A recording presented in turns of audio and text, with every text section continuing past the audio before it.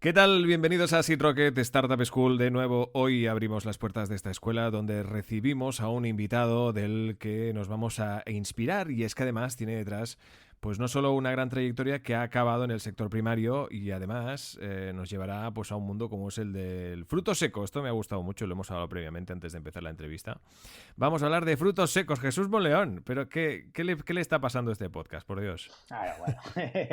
Muy bien.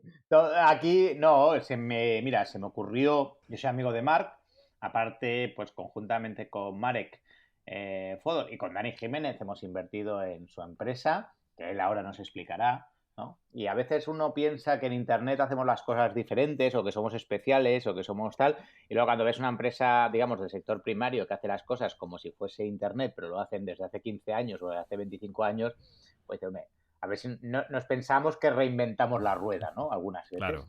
Y quería, aunque normalmente hablamos siempre de startups tecnológicas, que Marc viniese al podcast y explicase su caso de empresa agrícola, porque me parece que es un ejemplo y súper, súper interesante.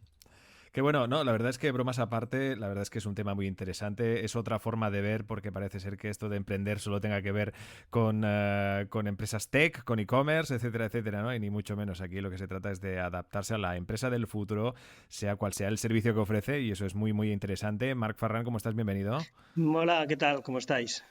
Oye, nada, vamos a por tu historia, pero antes déjame preguntarle a Jesús que, oye, parece que esto del campus de Seed Rocket ya ha terminado, y como siempre a mí me gusta saber, primero, qué ideas buenas han ido por ahí, cómo ha ido la cosa, qué regusto te llevas, Jesús. Hombre, pues la verdad es que estoy impresionado porque cada vez, no te digo que cada vez son mejores, lo que pasa es que siempre te quedas con las últimas, ¿no? Que tienen muy buen sabor de boca. Lo que sí que percibo es cada vez hay más calidad en los proyectos de Seed Rocket y cada vez generan más FOMO. O sea, te digo, de hecho ahora ya no comunicamos los proyectos que vienen al campus porque si no los inversores antes de hacer el campus ya les llaman para invertir, ¿no? Entonces, lo que se está generando es que cada vez que un proyecto viene a Seed Rocket y pasa por Seed Rocket, tiene avalancha de inversores que quieren invertir en sus compañías, aunque previamente hubieran hablado con el proyecto, les habían dicho que no, pero parece que pasar por aquí les cambia a la gente, ¿no? La verdad que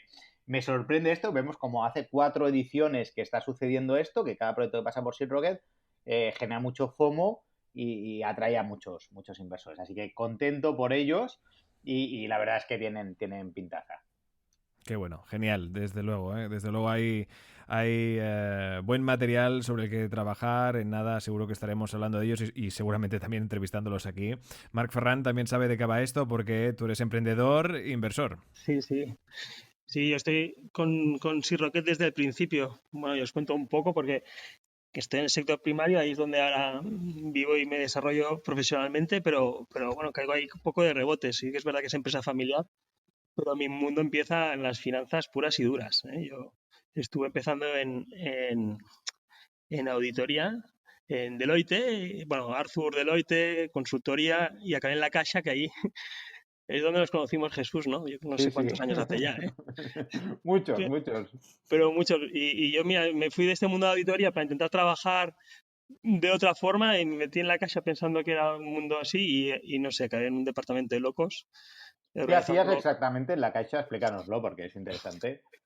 Pues mira, sobre todo nos cogieron unos cuantos para intentar ordenar toda esa cartera industrial que tenía la Caixa histórica, que le había venido de infinidad de años, para ordenar un poco un portafolio que venía de cosas muy diferentes y con eso un poco más ordenado sacarlo a bolsa, ¿no? Entonces era un proyecto muy concreto.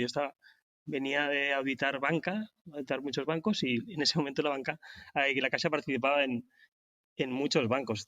Tenía el 15% del Sabadell, recuerdo también una parte importante de un banco brasileño. Bueno, bancos por todos lados. Entonces caímos ahí para ordenar un poco toda esta historia y hacer una cosa que fuese interesante para sacarla al mercado. Y fueron, pues, no sé, 4 años muy locos de estar vendiendo muchas compañías, comprando otras y al final todo el proceso de salida a bolsa que siempre son muy complicados, ¿eh? Pero ¿Y bueno, qué? ahí éramos vecinos. Yo me acuerdo que te tenía dos o tres mesas un poco cerca y tu mundo era otro, ¿no? Yo El mío era estaba de en... grandes empresas y en cambio iba viendo pasar, y además todos trajeados y con corbatas, iba viendo pasar a unos elementos con jerseys y casi chancletas, ¿no? Que eran los clientes de Jesús, y me fascinaba eso, ¿eh? Y ahí fue donde conectamos. Yo estaba en Capital Riesgo y colgábamos del brazo inversor de la Caixa y por lo tanto compartíamos planta y cafés con los que compraban bancos y compraban telefónicas y gases naturales, ¿eh? O sea que era muy interesante, interesante. Oye, después de tu época, primero en Arthur Andersen, luego en la Caixa en adquisición de bancos, Sí. ¿qué, Bueno, qué, qué hiciste? bueno, y fue un poco un punto de inflexión. O sea, la verdad es que fueron unos años de mucho aprendizaje, pero al final estuvimos ahí con cosas muy serias, pero también como muy desmesurado, muy fuera de la realidad. Yo había estudiado empresa porque me gustaba la empresa. Mi familia siempre ha tenido empresa y me apasionaba pues un contacto mucho más real con el mundo exterior, ¿no? Lo que había vivido en casa, no sé, eso no se parecía a nada de lo que realmente es la vida real, ¿no? Entonces, fue justo la salida a bolsa que me dejó bastante extenuado y un poco desorientado, y de ahí ya me salí pues para montar algo parecido pero con empresa real, y montemos una asesoría de empresas que estuvo funcionando bastante bien, ¿no? Lo que pasa es que fue un punto que justamente eso lo aprovechó la familia, que yo lo veo en el momento pues con perspectiva y digo, oye, pues estuvo bastante bien. Empresa familiar que es bastante extensa, somos muchos primos, tíos, con empresa muy dedicada en el sector agrícola. Yo siempre lo he vivido, todos los veranos me he pasado en el campo y era algo que disfrutaba mucho de pequeño, pero siempre lo había visto como profesionalmente una cosa muy lejana, ¿no? Y en el momento de dejar la calle y montar mi propia empresa de asesoría, mi abuelo, que era bastante murri, dicen en catalán, pues dijo, oye Marcos, véndeme un día de tu consultoría para ordenar un poco la casa. Y estuvo bien, así fue como poco a poco fui entrando en este mundo de la empresa familiar, ¿no? Que siempre con bastantes recelos, pero bueno, después ya pues disfrutándolo mucho, y así ya está. Y así ya me metí en un grupo pues muy orientado a la agricultura, la verdad. Y ya lo que he disfrutado de pequeño pues se ha convertido en mi nueva pasión, ¿no? Eh, bueno, no sé. Perdona, Sí, perdona, que es que tenía el mute puesto y me estaba preguntando, digo, o sea, no, no sale, no sale. No, una de las, aparte, ahora nos explicas lo de la empresa familiar, sí, porque creo que es súper interesante, pero quería preguntarte, también quería que me comentaras, tú has sido Business Angel, ¿no? sí, De Seed Rocket desde el sí, primer campus sí, el primero. hasta hoy, ¿no? Montamos un Sí, vehículo que se llama Tubcal y tenemos sí, como 40 inversiones ahí conjuntamente. sí. Explícame qué has aprendido como Business Angel. O sea, ¿qué no volverías a repetir como Business Angel y qué volverías a repetir? Mira, es curioso, yo creo que es, al final, mm, o sea, yo lo que he aprendido como Business Angel es que constantemente, cuando te metes en este mundo, se te aparecen muchas oportunidades de inversión, todas coherentes, con mucho sentido. Al final, a mí lo que me atrae de este mundo es que es un mundo súper dinámico, ¿no? Y en ese dinamismo, pues aparecen cosas siempre muy coherentes, ¿no? Entonces, yo lo que es difícil aquí es destriar qué cosas realmente pueden ser atractivas o que te encajen a ti en ese momento, ¿no? Y al final, lo que he aprendido con el tiempo es a intentar meter alguna pequeña regla, ¿eh? Que te guíe un poco en Venga, qué. explícanos tu regla esa que nos va a hacer aquí millonarios a todos, tío. Bueno, no, sí, al final hemos hablado mil veces y yo creo que las cambiamos cada poco tiempo, ¿no? Pero una que no falla es el equipo o el emprendedor. Y eso, a veces te encuentras proyectos súper, súper, súper atractivos, y no calibras bien este punto. Yo creo que es al revés. Yo creo que este es el punto más importante, es el emprendedor. Yo creo que después de estar muchos años en muchas empresas o muchas startups que no eran buenos negocios acaban siendo justamente porque el equipo que hay detrás es muy bueno, ¿eh? Vale, cuando dices equipo bueno, ¿a qué te Mm. refieres? Porque yo llamé a un montón de Venture Capitals para decirles, oye, ¿qué quiere decir equipo bueno? ¿Vale? Que cuando dices, bueno, ¿qué crees? Dime una cualidad que tú cuando hablas con él percibes, este tío es bueno. Bueno, pues que tenga una ambición clara de Ujú. lo que quiere, que sepa, bueno, que sepa explicar de una forma muy clara lo que quiere, que tenga una capacidad de explicarlo bien, rápido, que tenga y que percibas, ¿no? Porque a veces es difícil, percibas una capacidad de ejecución y de liderazgo, ¿no? De crear un equipo a tu alrededor, ¿eh?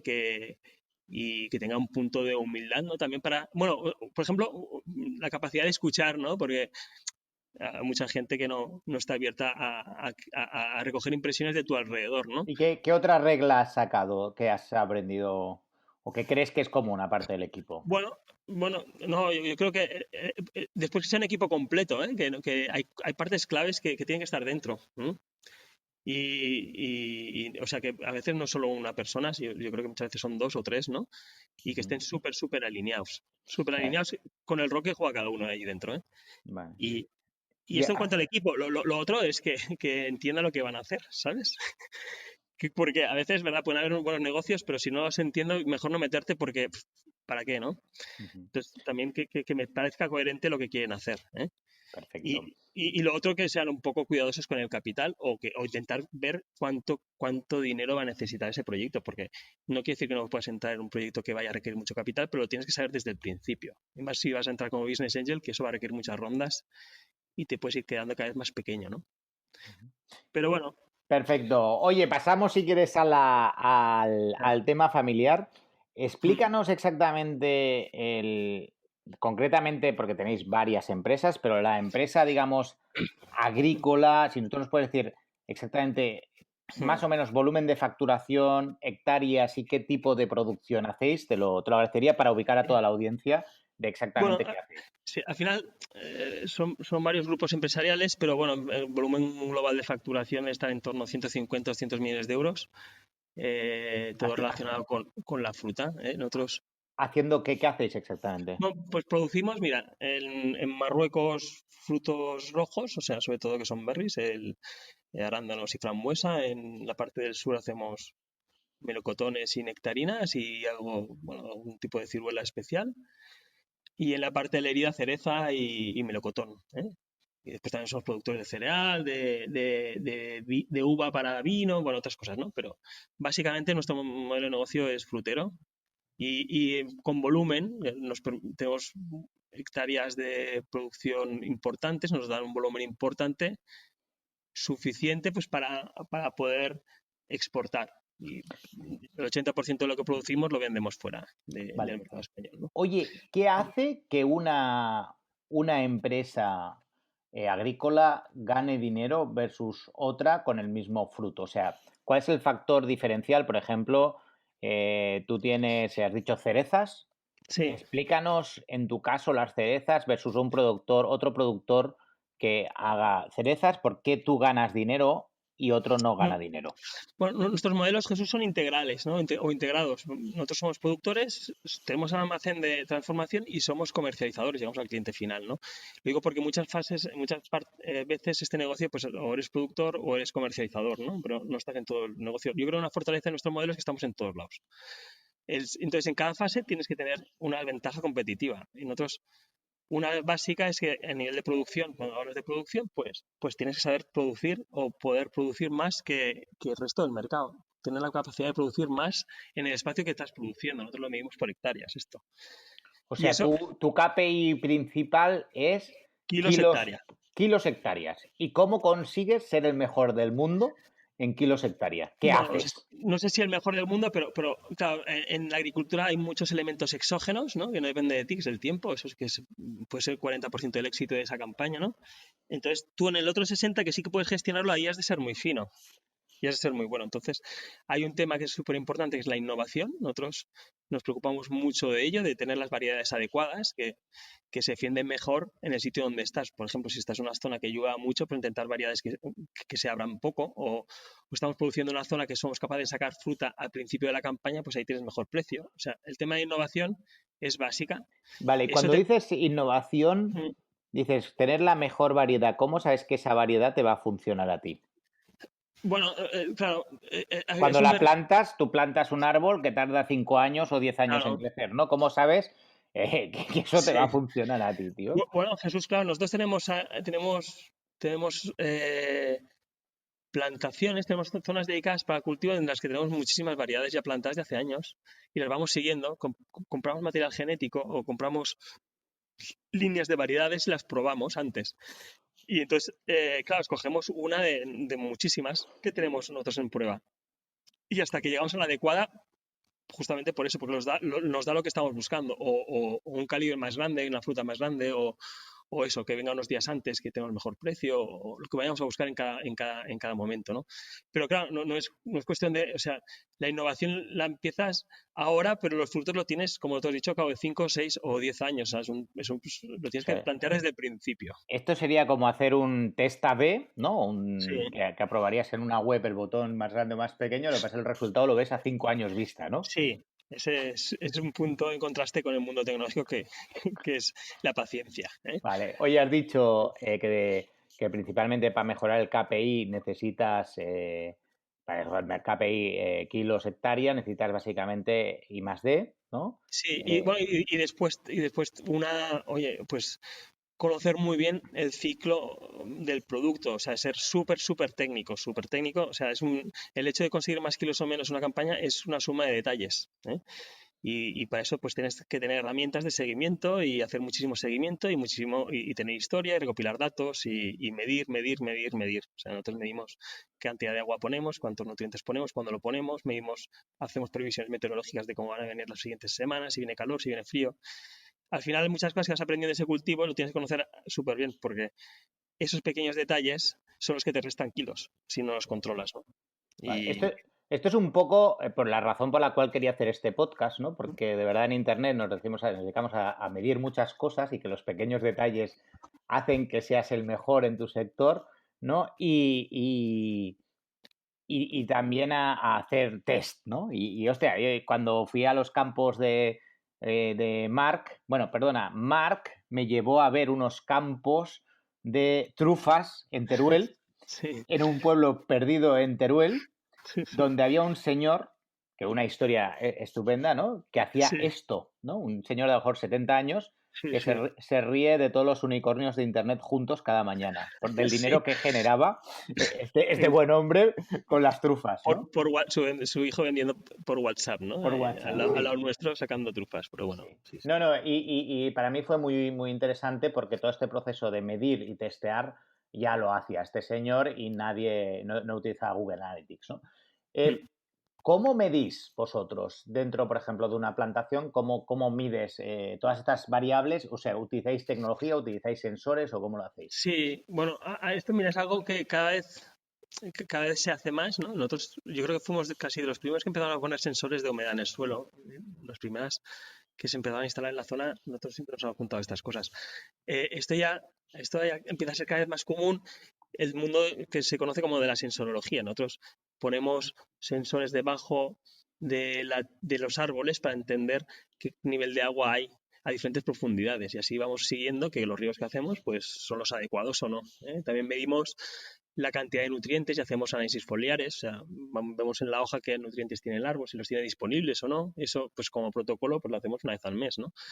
Eh, También estamos midiendo pues la cantidad de agua con la que regamos, medimos cómo engordan los frutos, cómo cuajan los frutos, o sea, constantemente tienes una serie, bueno, tienes todo un protocolo. Yo tengo una persona dedicada al 100% que le llamamos persona de calidad en campo, que lo único que hace son medir diferentes elementos. Cada vez la tecnología nos ayuda más, ¿eh? Tenemos programadores de río que lo podemos hacer a poca distancia y tenemos toda esta sensorología que nos ayuda bastante. Y eso va más. Ahí cada vez van apareciendo nuevas cosas que incorporas y te ayudan, ¿eh? Y nuevas herramientas un poco para... Hasta ahora estamos yendo con muchos Excels, pues bueno, cada vez más herramientas que te intentan ayudar a hacer todo esto. Vale, tú has dicho, o sea, estamos hablando de la producción y Sí, luego tienes la parte de, entiendo, de tratamiento, ¿no? Digamos, de la recolección y procesarla, ¿no? Si la sí, tienes que procesar, y luego la comercialización. sí. En la parte de procesamiento o de comercialización, ¿cuáles son unos factores que para ti son críticos en tu negocio Mm. o en vuestro negocio? Bueno, tú cuando te tienes que plantear, el negocio agrícola es intensivo en capital. O sea, tienes que invertir mucho y tardas tiempo en tener cash flows. Lo que pasa es que después, si lo has hecho bien, los cash flows son altos y bueno, eso compensa, ¿no? Entonces, una parte que es intensiva en capital también es en la parte del almacén. O sea, tú tienes que, si quieres ser autónomo o quieres capturar el margen que te permite vender, ¿no? Pues tienes que tener tu propio almacén. Y eso es caro. Entonces, al final, entre una cosa y otra, los proyectos tienen que ser grandes, tienen que tener suficiente dimensión en campo para tener suficiente producción que te permita después tener un almacén en condiciones. ¿Por qué? Además, cada vez más, porque en el almacén tú es donde tienes que seleccionar bien el producto. Puedes hacer dos cosas, o las vendes sin seleccionar, o si es capaz de segmentar bien el producto que te llega adentro, pues le puedes dar un precio adecuado a cada cosa. Y eso ha sido una revolución en los últimos años. La máquina que te utilizas es para separar la fruta, ¿no? Yo la fruta, si la sé separar por calibre, que es el tamaño que tiene, y por el color que tiene, pues ¿Y eso cómo lo hacéis? claro, antes se hacía a mano y con muchos errores, ¿no? En cambio ahora pues lo haces con unas líneas de procesado que van con ópticas. Por ejemplo, en cereza no tenemos maquinaria que le hace 8 fotos, o sea, 360 grados a cada cereza. Y eso nos permite pues seleccionar cada cereza y ahí salen múltiples calidades. O sea, con visión por computador Sí, se, sí, se analiza la cereza cereza, y cereza. dice que a qué caja va y en función de la caja la vendéis a un precio o vendéis a otro, ¿no? Exacto. Entonces, pues hay mercados que quieren una cereza de máxima calidad y hay otros mercados que no están dispuestos a pagar ese precio. Entonces, bueno, pues para uno intenta separarla, ¿no? Oye, Y claro, eso es un cambio radical, ¿eh? explícanos antes de pasar a la comercialización, Mm. porque aquí con Marc en Oferum intentamos vender cerezas por Oferum, pero explícanos el caso de vuestras cerezas, ¿no? Porque hay un tipo de cereza, ¿no? Que se vende realmente como muy cara, ¿no? Explícanoslo. Bueno, porque es lo que, mira, nosotros porque estamos en la zona esta de Lerida Huesca, ¿no? Porque por clima, al final el cerezo es un árbol de montaña, ¿no? Es un árbol de frío. Pues bueno, pues llega tarde, digamos, pero necesitas fríos, por lo tanto, un cerezo no lo puedes plantar en Sevilla, ¿no? Lo tienes que plantar en nuestra zona, en esta zona donde estamos, es bueno, ¿no? Y tan buena que es la primera que llega. Tú si tienes la primera cereza, pues estás solo en el mercado y tienes buen precio. Entonces, con esta teoría, nosotros hace muchos años que trabajamos en cerezo, pues fuimos capaces, con otra gente, de desarrollar cerezos dentro de invernaderos. Y entonces no es que vengamos los primeros, que en el momento que llegamos nosotros no hay cerezas en el mundo, ¿no? Que es en marzo. Entonces esas cerezas que salen, pues las vendemos a 50 euros el kilo, la verdad. No son muchas, pero bueno, el precio es extraordinario. Eso lo envías por avión a donde quieras, ¿no? O sea, que Y esto es lo que intentamos vender en Oferum. No fuimos muy exitosos, pero... no, porque, hombre, la verdad es que porque la cereza tiene poca vida, ¿no? Pero Pero bueno. es muy interesante, o sea, haciendo innovación, intentando ser el primero con unas calidades, lo vendes a máximo precio, ¿no? Eso es. Eso yo creo que para mí fue un aprendizaje. Mm. En ese sentido, también choca cuando Pero, visitas pero, los... pero bueno, Jesús, también tienes que saber que si tú no vas a llegar en este segmento, tú vas a otro mercado, ¿no? Que es el mercado de cuando llega toda la fruta. Entonces, en ese momento tiene que ser al revés, tienes que ser súper productivo y hacer mucha calidad. Es lo que te va a permitir sobrevivir en un momento en el que está el mercado lleno de cereza, por ejemplo, ¿no? O sea, ¿Cómo te diferencias realmente cuando en el mercado estamos en plena, pongo el ejemplo de las naranjas, ¿no? En plena campaña, que no tenéis naranjas vosotros, pero pongamos no, las cerezas, ¿no? En plena campaña de cerezas y vosotros habéis vendido las primeras, la habéis sacado margen, ¿vale? ¿Cómo os diferenciáis de las cuando ya todo el mundo está sacando cerezas en el mercado? ¿Cuál es la diferencia entre ti y otro payés de otro agricultor que tiene cerezas? bueno, en este momento cuando hay cerezas, o cuando son las primeras cerezas, nadie le importa si son grandes o pequeñas, son las que hay. Ujú. Cuando hay muchas cerezas, todo el mundo quiere las grandes. Entonces, si tú no produces pensando en hacer o no tienes variedades que te permitan hacer cerezas de tamaño grande, pues vas a estar fuera del mercado. Ese es el primer punto. Entonces tienes que hacer un producto pues diferenciador en este sentido. Porque la diferencia entre una cereza de primera y una cereza de segunda es que el precio es el doble, ¿no? O sea, con cerezas de segunda perderás dinero y con cerezas de primera te podrás defender. Y lo segundo, que es lo más importante, es que tú seas capaz de producir mucho. Yeah. ¿Por qué? Porque si al final el precio, el límite del precio es en ese punto en el que todo el mundo pierde dinero, ¿no? Ya no puedo bajar más porque si no la gente se pone a arrancar cerezos. Pero si tú estás produciendo más kilos por hectárea, pues donde todo el mundo pierde dinero, tú no pierdes dinero, ¿no? Entonces, es donde aquí el campo, si tú eres muy bueno en el campo, tienes una defensa, ¿no? Muy O bien, sea que, muy interesante, muy interesante. Oye, otra pregunta. Tienes varias o tenéis varias frutas, ¿no? ¿Cómo gestionáis a nivel familiar? O sea, cada uno se encarga de una fruta o son empresas como totalmente diferentes y compartís unos servicios centrales. Explícame cómo os no, organizáis al final, familiarmente. esto este tipo de negocios son intensivos en capital, con lo que en cada momento nacen y en ese momento, pues, lo que quiero decir es que no es una estructura accionarial común en todos, ¿no? Entonces, bueno, tú participas en varias empresas solo con familia o con otros socios, ¿no? Entonces, lo que quiero decir es que se segmentan en función de quiénes son los accionistas porque las empresas pueden ser diferentes, ¿no? Eh, Vale. es así. Y otra pregunta que antes me he olvidado. Hemos comentado antes la producción, Ujú. el tratamiento de la fruta y luego la comercialización. ¿En qué comercialmente te puede hacer, o sea, cómo puedes sentirte o cómo puedes marcar un valor diferencial en la comercialización? Pues llegando al cliente final. Es así, o sea, tú intentando no tener muchos intermediarios por el medio. Si no tengo suficiente calidad o suficiente volumen pues para llegar a un lineal de un supermercado, por ejemplo, me veo obligado a vender a través de una cooperativa o de Mercabarna. Pues bueno, pues entonces allí compites mm, con muchos, es como en el sector se llama la selva, ¿no?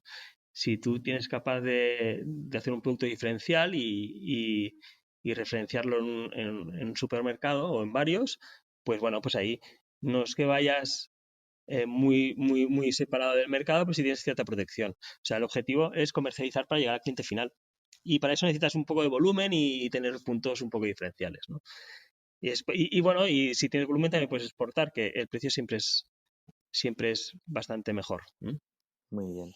Oye, ahora vamos al caso, ¿no? Que un día vienes, ¿no? Me dices, oye, Jesús, voy a montar una empresa nueva dentro de la empresa con una variedad nueva, que son los frutos secos, bueno, en este caso las nueces, ¿no? Eso es. Explícame cómo se te ocurre o cómo se os ocurre dentro de la familia lanzar un producto nuevo. O sea, en este caso las nueces. ¿Cómo te viene que dice, oye, voy a plantar nueces o pistachos o qué? Pero en este caso las nueces. ¿Por qué nueces? ¿Y Bueno, cómo sale? Surge. eso fue hace 7 años porque básicamente tenemos como mucha orientación a la fruta, que la fruta está muy bien, pero no deja de ser también una locura. Es un producto que es perecedero, ¿no? O sea que tú en el momento que lo tienes que tener vendido. Si tú esperas venderlo cuando estás cosechando, estás muerto, ¿no? Entonces es una presión increíble, ¿no? La que tienes tú en el momento de la cosecha, son cosechas que duran mes y medio, 2 meses y tienes que vender todo el trabajo del año, ¿no? Y además son muy intensivas en personal, porque muchas frutas, la mayoría de las frutas no se pueden cosechar a una máquina, entonces, pues no sé, pues en la campaña de la cereza podemos tener 400 personas en el campo, que es cada vez más complicado, aunque parezca mentira, cuesta mucho encontrar gente que quiera trabajar en el campo. Bueno, con esas premisas, pues estratégicamente pues, estuvimos mirando alternativas y vimos que los frutos secos nos podían encajar mucho. Primero, ya no tenemos esta demanda de, de, de personal y después tampoco es un producto tan perecedero, ¿no? Era muy complementario con lo que hacíamos y en la zona en la que estábamos intuíamos que podía funcionar. Intuíais que podía funcionar. ¿Por qué? Sí, O sea, ¿cómo se cultivaba antes y qué innovación vosotros planteáis? no, claro, el fruto seco aquí, la verdad, para que te hagas una idea, parece mentira, pero 2/3 de los frutos secos que consumimos, tanto la almendra como la nuez, que son los dos productos estrellas, pues vienen de fuera.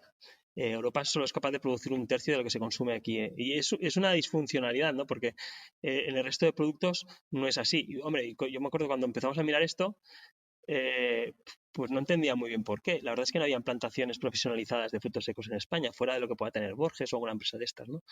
Entonces dijimos, hombre, pues no sé, hemos de ver si realmente hay algún límite productivo real que nos haga que eso sea así, ¿no? Y cuando entramos un poco más a fondo, me acuerdo que me dijeron, oye, bueno, otra cosa que nos atraía mucho es que en el momento que empiezas un proyecto agrícola es muy interesante que vayas a favor del mercado, ¿no?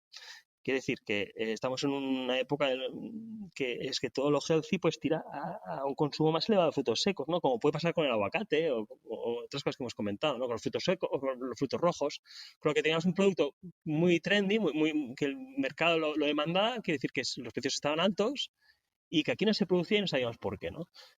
Y ahí fue, pues bueno, pues, ¿dónde se producen los frutos secos? ¿En Estados Unidos? Pues a Estados Unidos a ver cómo se hacen ahí los frutos secos, ¿no? O a Chile. O Y sea, tú eso fue, decides, crees que puede funcionar frutos secos y entonces te vas a sí, visitar otra gente que lo hace. que produce Forma- frutos secos en otros países del mundo. sí, sí, tal cual. ¿Y ellos te Y dejan visitar sus fincas y te explican todo? esto yo creo que pasa en todos lados. Te encuentras dos tipos de personas, ¿no? Las que piensan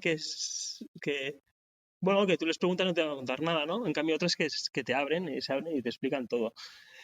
Y la intuición y te encuentras, eso vas y te piensas que no te van a explicar nada y muchos te explican muchas cosas. Otros no quieren saber nada.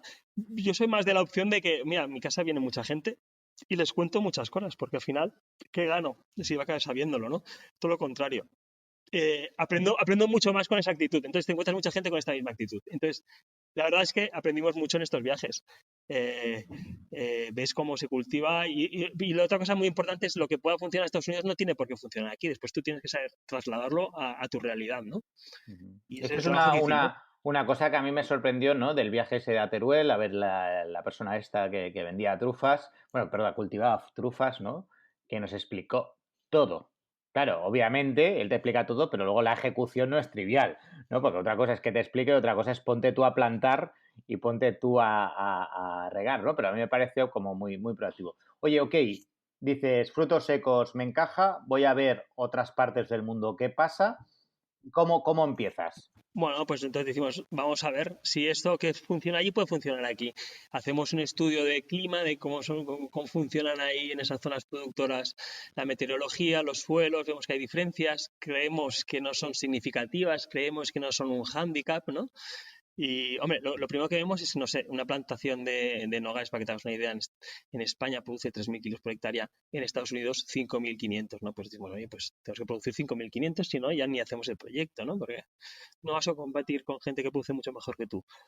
Y hicimos una prueba, que es como que hay que hacer las cosas. Cogimos 10 hectáreas, las plantamos y nos equivocamos totalmente, fue un desastre. Vale, Sí, o sea, tú compras los árboles, los plantáis y hacéis una sí. prueba durante ¿cuántos años para ver que nace, crece y No, qué? no, nosotros hicimos una plantación que nos equivocamos mucho, pero ese año aprendimos ya mucho. O sea, al final, el siguiente año volvíamos a plantar otras 10 hectáreas que ya nos salió de perlas, ¿no?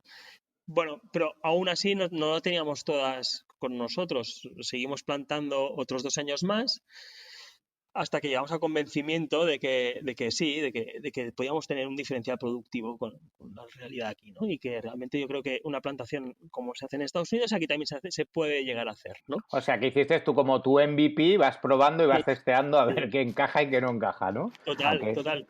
Total, y sobre todo ver que eso es real, ¿no? Y bueno, pues y cuando es real es cuando entonces ya es cuando ya aquí decidimos aprovechar la oportunidad. ¿Cuál es nuestra oportunidad? Pues el saber que como hay una categoría de productores de frutos secos o de nueces, que es lo que nosotros decidimos plantar en el sur de Europa, pues que hay un mercado virgen. O sea, nosotros sabemos que los grandes compradores que compran en Estados Unidos, si tienen la opción de comprar un producto que hecho en España, lo harán, que será un producto más fresco y de mejor calidad, ¿sabes? Eso ya lo sabemos. Entonces, pues la prisa de saber que como eso va a ocurrir, pues tenemos que ser los primeros que potencien ese cambio de tendencia. O sea, crear una categoría dentro del mercado que no existe. Nueces españolas que tú puedes vender en Alemania, ¿no? Ese es un poco el objetivo de este proyecto. Y vale, entonces, cuando vemos que productivamente podemos hacerlo bien, primera defensa, pues decimos, bueno, pues vamos a plantar a saco. ¿cuánto Y es cuando tiempo pasas desde que tú haces los primeros plantaciones hasta que ves que de verdad tienes un factor diferencial en 4 años. producción? 4 años. Sí. 4 años. ¿Cuánto tarda en esos 4 años cuánto tarda un nogal desde que lo plantas a hacer la primera producción? 4 años. 4 ¿Sabes? años. Sí, sí. Y, o sea que hasta aquí 4, plantasteis, o sea, lleváis 6 años, plantasteis hace, Mm. digamos así, 2 años, ¿no? Y ahora empiezas bueno, todavía no has No, recogido, nosotros bueno, de tuvimos las... no, no, eso Jesús, nosotros como veíamos que el ABC del Nogal ya funcionaba el segundo año, vimos muchas cosas que ya funcionaban, nosotros ya empezamos a plantar, ¿eh? Y entonces, pues ahora que, por ejemplo, ya estamos con cosechas importantes ya, ¿no? Pero cuando ya nos vemos en esta situación es cuando hemos decidido plantar. Hemos más que doblado la superficie cultivada. O sea, esto lo empezamos a hacer hace un año, ¿no? Es cuando también hablamos con vosotros. La idea es eso, pues justamente lo que vimos muy claro es que lo que te comentaba antes, en este negocio el tamaño se importa, ¿vale?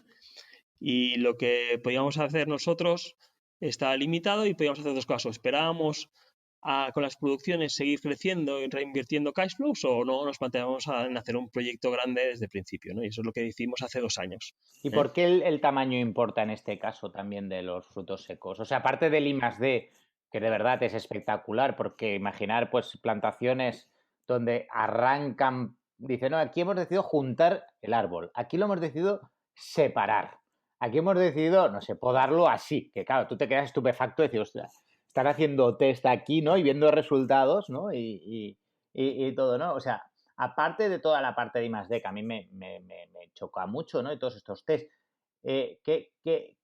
¿por qué el volumen es importante en este segmento? No, porque te permite llegar a todos los canales. El, si yo tengo poca producción, pues no puedo salir de un espacio, o sea, el mercado, o sea, por ejemplo, un comprador de frutos secos, tú ponte la piel de Ferrero, ¿no? El productor de Ferrero Rocher.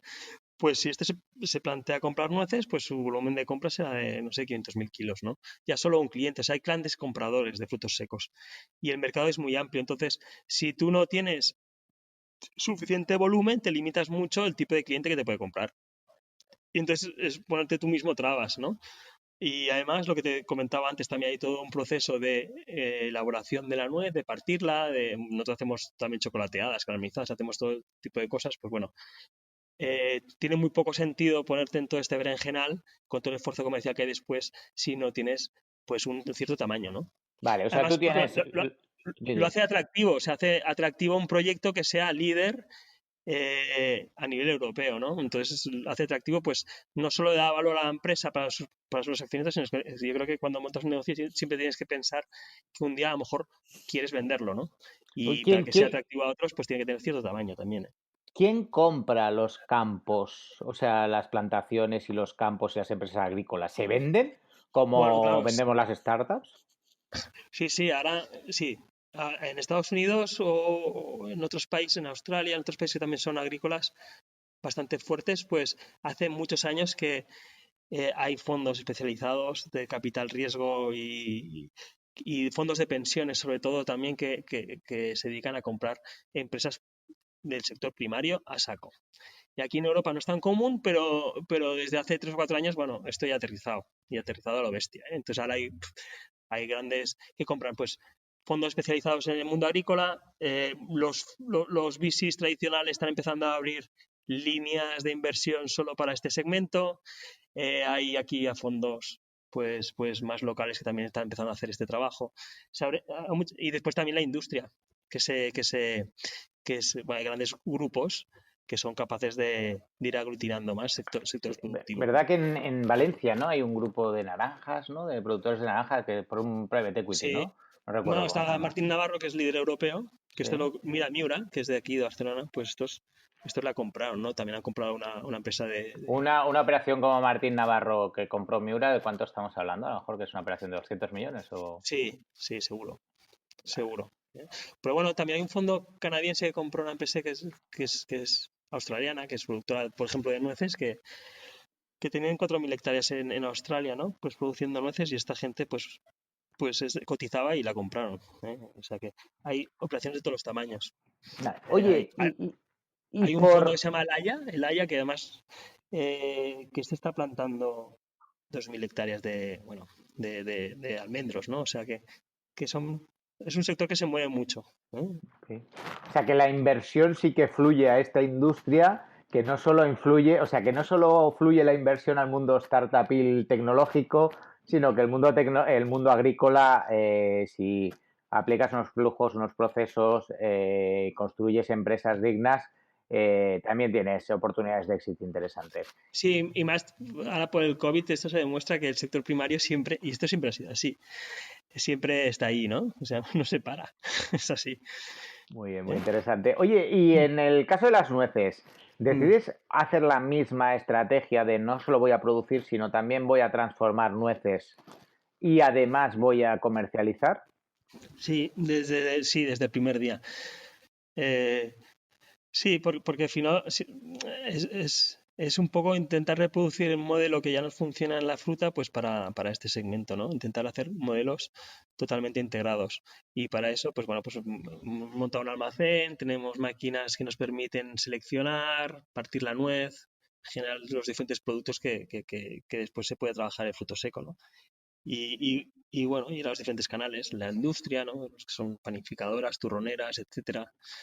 Y luego O, también tienes el canal de venta directa, ya que estamos, pues es tu momento de sí, publicidad, dinos bueno, por fin- dónde compramos tus nueces, tío. fincalanoguera.com y comprar las chocolateadas que están de muerte. Sí, sí, ahí, mira, es lo que tenemos que, bueno, está ya activa y además la hemos activado hace muy poco, pero sí, sí, ahí tenéis todo lo que estamos haciendo, y además de rechupete. ¿Eh? Muy bien, tenéis también tenéis una cuenta de Instagram que tiene a saco de followers, o sea que a Sí, mí lo que me sorprende, ¿no? Es decir, ostras, están tanto en el campo como que tiene, no recuerdo, la cuenta de sí, Instagram, pero yo que sé, cada post que publicabais tenéis como 300 likes o 400 likes, ¿no? Una sí, cosa que sí, a mí tenemos 10.800 seguidores, que yo creo que después de esto, pues a lo mejor estamos en 11.000, ¿no? o sea que es súper, súper interesante. Sí, Oye, sí. yo Marc Estero, un poco lo que yo quería explicar, bueno, quería que explicases esto porque a mí me pareció como súper, súper atractivo, ¿no? Ver cómo el mundo offline o el mundo tradicional de los negocios es igual que el mundo online, se mueve a tasas o ritmos diferentes, ¿no? Pero me parecía como una experiencia súper interesante para compartir con el resto. Así es, así es. La verdad es que sí que tiene paradigma. Al final, hacer negocios, esto se ha hecho toda la vida, ¿no? Y cada sector tiene su intríngulis, ¿eh? Muy bien. Muy bien. Oye, pues muchas gracias, Marc, No, por a tu vosotros. tiempo. ¿Qué te ha parecido, Edu? Oye, pues maravilloso. La verdad es que, bueno, primero que me han entrado ganas de irme a a la cocina a buscar unos cuantos frutos secos, que estoy aquí con la infusión y me está entrando hambre. Pero bien, bien, oye, maravilloso. Y me parece fantástico el ejemplo que damos porque sí que es verdad, y es lo que decía al principio, ¿no? Que esa sensación de que esto de emprender, que esto de reinventarse, de esto de darle un enfoque distinto a algo pues de primeras y para los no entendidos como no y como yo obviamente pues más tradicional, pues que pueda llegar a ser pues un negocio la mar de prolífico como el que hoy nos ha contado Marc. Sin duda un proyecto súper súper interesante. Marc, te deseamos Hmm. toda la suerte Muchas y gracias. cuidaros mucho.